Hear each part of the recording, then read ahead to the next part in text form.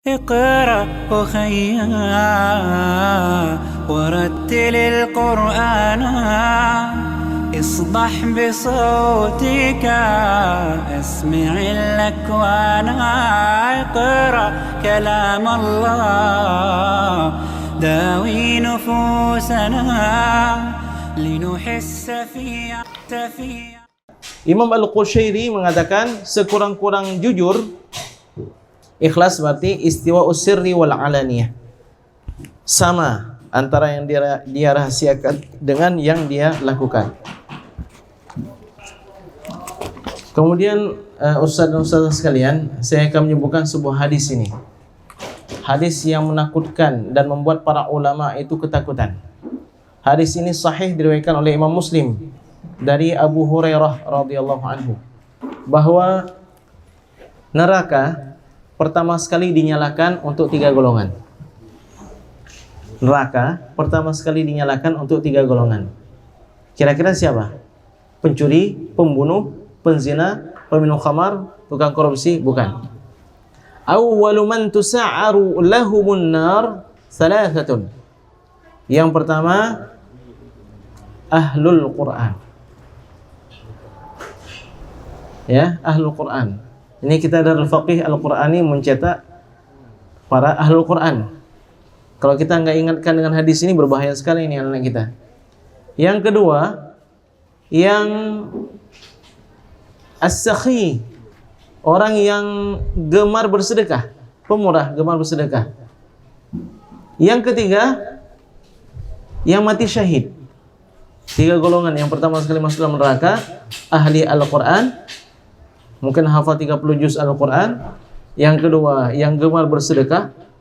Yang ketiga, yang mati syahid. Kalau kita lihat 3 ini, apa kurangnya? Ini bahkan mereka melakukan amalan-amalan paling hebat dalam Islam. Karena ahlul Quran, ahlullah wa khassatuh. Yang kedua, orang yang gemar bersedekah seharusnya dihindarkan dari kematian yang mengerikan. Bahkan as-sadaqatu tudfi'u ghadabar rabbi, kan begitu? Sedekah itu kalau Allah murka, Allah redakan kemurkaannya karena melihat seorang hamba yang bersedekah.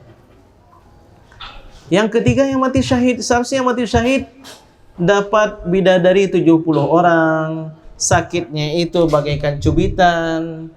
Orang lain belum bisa masuk dalam surga, tapi orang mati syahid putar-putar di dalam surga rohnya.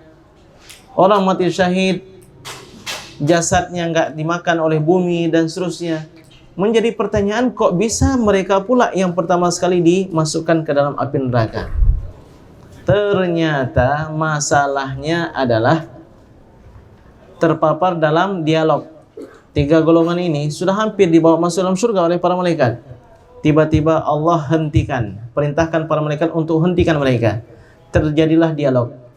Ya abdi, wahai hambaku, wahai para hambaku, ketika di dunia aku berikan engkau kecerdasan, aku berikan engkau nikmat yang banyak, apa yang kau lakukan? Ya Allah, dengan nikmat yang kau berikan dan kecerdasan yang kau berikan, aku belajar Al-Quran, aku menghafal Al-Quran, sehingga aku mengajarkan semuanya karenamu ya Allah.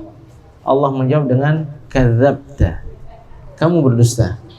Kamu dulu menghafal Al-Quran agar disebut-sebut nanti oleh orang lain sebagai ahlul Quran, sebagai hafiz. Sudah kamu dapatkan di dunia, sudah kamu dapatkan. Jadi tidak ada balasan bagimu di akhirat melainkan, wahai para malaikatku, seret dia, campakkan dia ke dalam api neraka. A'udzubillah. Makanya anak-anak kita ini kalaupun ikut lomba MTQ, jangan kita lalaikan untuk mengingatkan mereka. Nah, ini MTQ ini bukan tujuan kamu menghafal Al-Quran.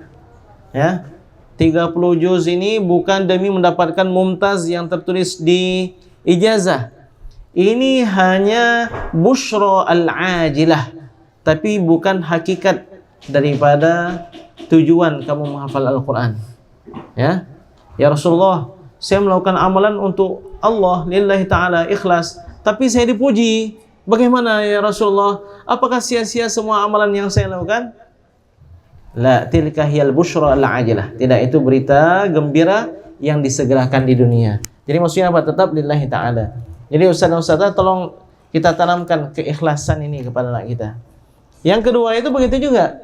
Wahai hambaku, di dunia aku berikan nikmat yang banyak, harta yang melimpah ruah, apa yang kau lakukan? Ya Rabb, dengan harta dan nikmat yang kau berikan, aku bersedekah, aku bangun masjid, bangun pesantren, aku buat jalan, aku berbagai macam, buat sumur dan seterusnya, semuanya lillahi ta'ala ya Rabb, karena engkau.